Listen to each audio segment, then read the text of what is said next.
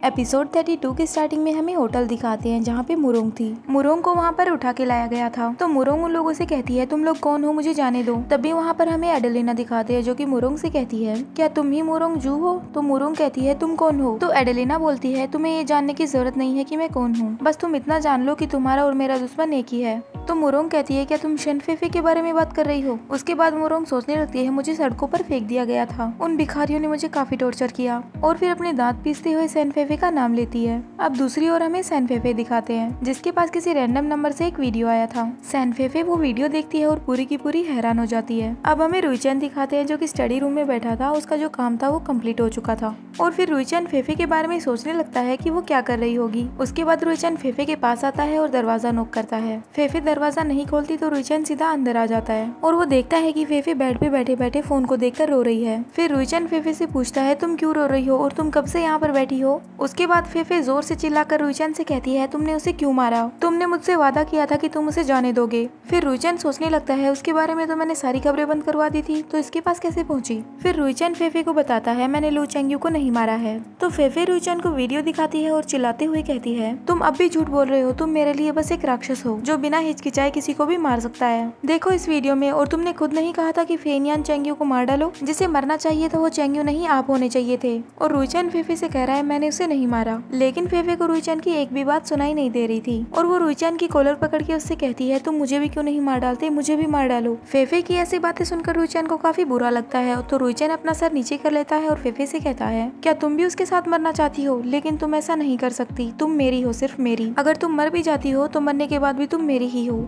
फिर फेफे कहती है अच्छा ऐसी बात है, फिर तुम्हें मरना चाहिए। फिर फेफे गुस्से में एक चाकू उठाती है और रुईचन को मार देती है और कहती है उसका बदला लेने के लिए मैं तुम्हें मार दूंगी। रुईचन को चाकू लग जाता है और उसे खून आने लगता है। चाकू लगा तो था लेकिन ज्यादा नहीं लगा। उसके बाद फेफे होश में आती है और देखती है कि उसने ये क्या कर दिया है। फेफे ये देखकर काफी डर जाती है, तो रुईचन उससे कहता है शेनफेफे तुम्हें मुझे चोट पहुंचाने का पूरा हक है क्योंकि मैं तुमसे प्यार करता हूँ। उसके बाद फेफे सोचती है मैंने मारा तो इसको है, लेकिन मुझे ऐसा क्यों लग रहा है कि मुझे चोट लगी है। और तभी वहाँ पर सेक्रेटरी आ जाता है और कहता है यंग मास्टर, और फिर डॉक्टर को बुलाता है। और फिर डॉक्टर कहता है आपकी किस्मत अच्छी है कि आपको सिर्फ ऊपर ऊपर चोट लगी, हार्ट में नहीं लगी। और फिर रुईचन से पूछता है शेनफेफे ने ऐसा क्यों किया। तो रुईचन कहता है ये सु हानटैन की ट्रिक हो सकती है, क्या सु हानटैन से छुटकारा पाने का कोई रास्ता है फेनियन। तो फेनियन कहता है मास्टर सु हानटैन इंग्लैंड में छुप गया है और जहाँ पर वो छुपा है वो इंसान उसे काफी अच्छी तरीके से सेफ रखेगा, हमें उस पर हमला करने का मौका नहीं मिलेगा। तो रुईचन चुपचाप खड़ा है, कुछ भी नहीं बोलता। अब हमें दूसरी ओर दिखाते हैं कि शेनफेफे सोच रही है मैंने चेंग्यू की वजह से मैंने उसको चाकू मारा, लेकिन क्या मेरा यही काम है, क्या मैंने सही किया या फिर गलत। और तभी शेनफेफे के पास एडेलिना आती है और उससे कहती है मिस सेन क्या आप सो गई है। तो फेफे कहती है क्यों, क्या हुआ। फिर एडेलिना कहती है मैं तुम्हारी मदद करने आई हूँ। फिर फेफे कहती है मेरी हेल्प करने, लेकिन किस लिए। फिर एडेलिना कहती है तुमने रुईचन को घायल कर दिया, क्या तुम्हें लगता है कि तुम इतनी आसानी से छूट जाओगी। फिलहाल ये जगह तुम्हारे लिए काफी खतरनाक है, तुम यहाँ से चली जाओ। तो फेफे कहती है क्या आप मेरी यहाँ से भागने में मदद कर सकती है। तो एडेलिना कहती है हाँ ये सही है, तुम्हारी मदद करने के लिए सिर्फ यहाँ पर मैं ही हूँ। तो फिर तुम्हें ये सुनकर कैसा लगा। फिर फेफे कहती है हाँ तुम्हारा प्लान काफी अच्छा है, हालांकि मैंने रुईचन के साथ अपनी बॉडी सेल का कॉन्टेक्ट किया है, लेकिन वो सब मैंने मजबूरी में किया है, उसे पूरा होने में अभी भी कुछ महीने बाकी हैं। तुम्हें वो कॉन्टेक्ट ढूंढने में मेरी मदद करनी होगी। अगर तुम ऐसा नहीं कर सकती हो तो मैं यहाँ से भाग भी जाऊँ, उसमें कोई फायदा नहीं है, वो लोग मुझे ढूंढकर यहाँ पर वापस ले आएंगे। फिर एडेलिना कहती है ओह अच्छा ऐसा है क्या, तो फिर तुम इस बारे में चिंता मत करो, इसके बारे में मैं खुद सोचती हूँ, तुम्हें बस थोड़ा सही टाइम के लिए वेट करना होगा, मैं तुम्हारे लिए सब कुछ अरेंज करती हूँ। और इतना कहकर एडेलिना सोचने लगती है हाँ यहाँ पर तुम्हें वापस कौन लाएगा, एक बार तुम यहाँ से चली गई उसके बाद तो तुम जिंदा ही नहीं रहोगी, तुम्हारी जान ही नहीं बचेगी, तुम यहाँ पर वापस कैसे आओगी। अब हमें 3 दिन बाद का सीन दिखाया जाता है जहाँ पर एडेलिना एक चोपर को देखकर सोच रही है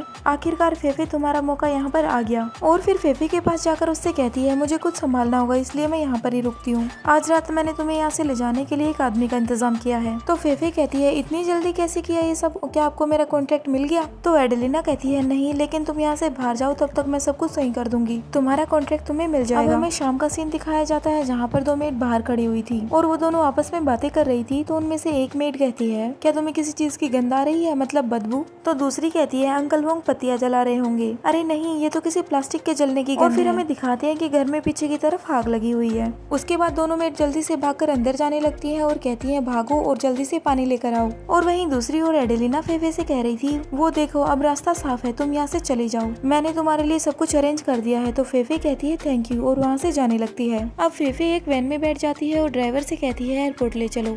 और वहाँ पर ड्राइवर नहीं, ड्राइवर की जगह मुरोंग आई थी ड्राइवर बन के। और ये चैप्टर यहीं पे खत्म होता है। Hope you like this video. Bye bye.